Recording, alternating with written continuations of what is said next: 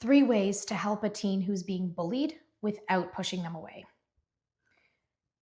Number 1, the best way that you can help a teen who's being bullied is to keep your door open.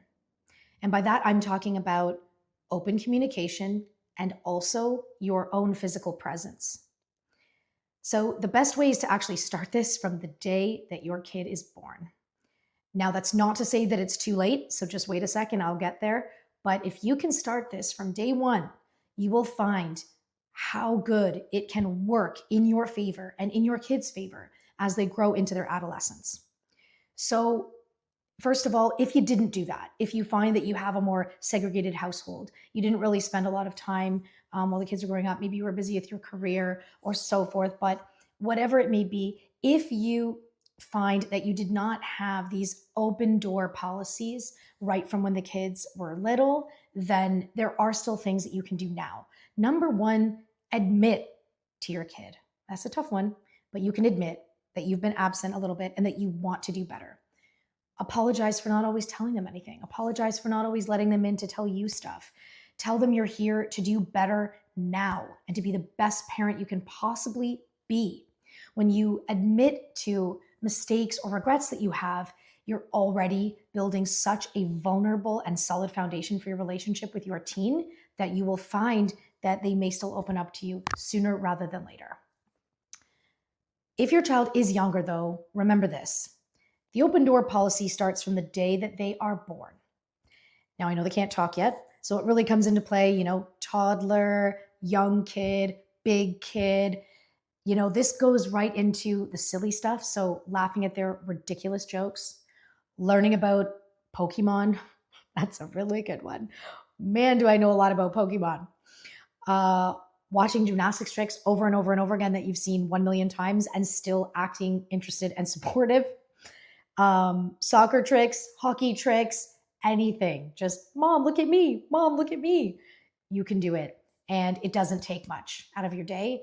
And you are building a very strong foundation for a deep relationship between you and your kids so that when they really need you one day and when they are being bullied and something is happening and going wrong, they will know that they can come to you right away without judgment. They know you're going to listen. They know that you're there for them 100%.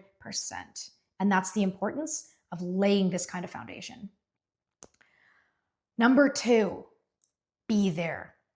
And by be there, I mean be present with them as much as possible.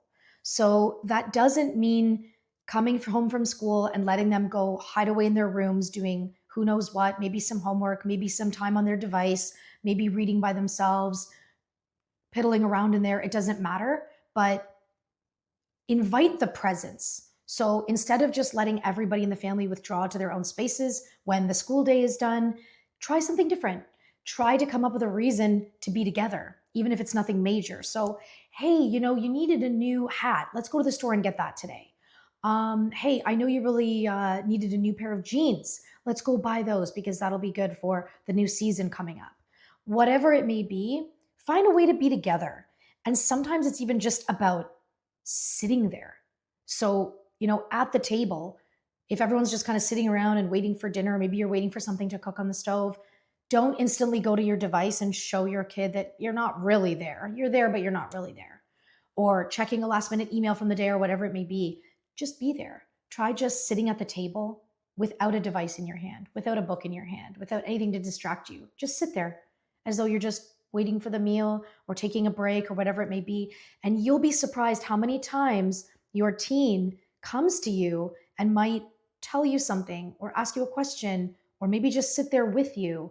Whatever it may be, that comfort of knowing that you are there and you are present goes a really, really long way in situations like this, especially if they are already struggling with something and they need to come forward with it. Before I tell you my third tip, I want to say hit subscribe for more tools and videos that I'm planning to post twice a week about all kinds of stuff that are going to help you connect better and communicate stronger and build a more fulfilled life for yourself and the people in it. And now, number 3 tip for you on how to help a teen who's being bullied without pushing them away is ask questions. Now, I know what you're thinking. If I ask questions about my teen who I think is being bullied and I'm asking them, are you being bullied? Are you in trouble? That's not going to work. And that's not what I'm proposing. So I'm actually proposing a completely different method to asking questions, which is this. Ask them small, seemingly insignificant questions that have nothing to do with what you're concerned about or what you're suspecting. Don't tell them you're worried. Don't tell them you're suspecting something is going on with them and you feel apprehensive about it and you want to be there for them. Don't do that. Ask little tiny specifics about their day or their week or their month. How'd that math test go? Was Sophia at school today? Because I know you said she was away. Did Ryan talk to you about his birthday coming up? Because I ran into his mom and he said he's got some kind of birthday coming up. Was that nightmare teacher of yours in a better mood today? How did that go? What happened? And what did you do during your spare period? Where'd you guys go? What did you do? How was it? Anything new? Little things. And then on a more bigger sense, maybe the next month, be like, hey, if we were going to take another vacation, where would you want that to be? Hey, remember that last vacation that we took? What was your favorite part of it? I was just thinking about it the other day and it just got me thinking that I really liked XYZ. What did you love about it? Any way to get them talking about things that might not be about what you're concerned about, but what it is going to do is open the door. So think about even yourself. You run into someone on the street or a neighbor or whoever, or you're even talking to your parent on the phone. Hey, how's it going? How's everything?